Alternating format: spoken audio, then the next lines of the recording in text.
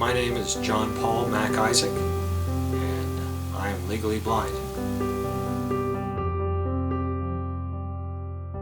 I'm an oculocutaneous albino.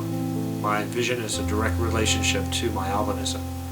I have an operational vision of about 6 to 8 inches. I can see good enough to move around in a couple feet, but after that it's mostly blurry shapes.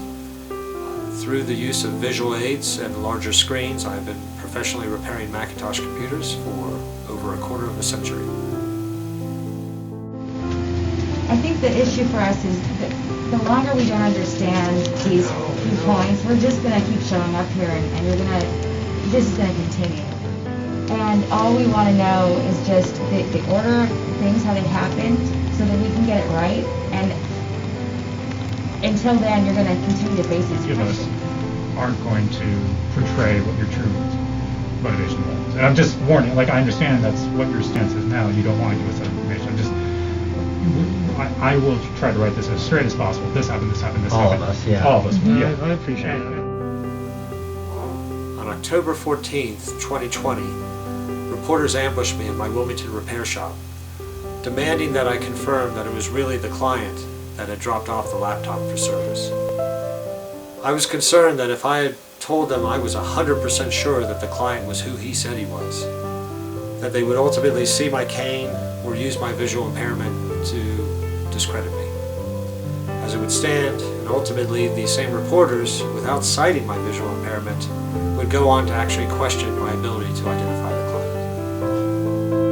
Thank you for sharing about your medical condition, you not being able to see potentially whoever walked in here.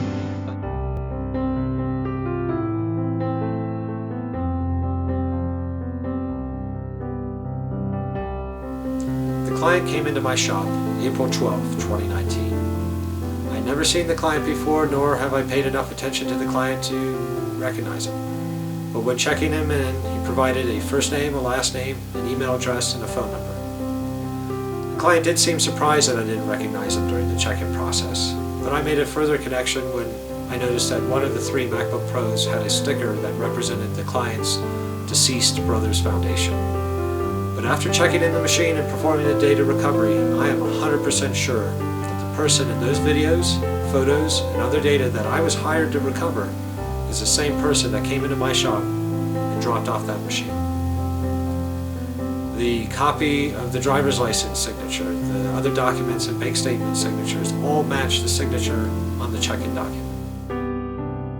With the realization of who he was and what I had seen on that laptop, concern for my safety grew. I can't imagine a family that would be comfortable with that kind of information being in the hands of someone they didn't know, especially if that family is running for President of the United States.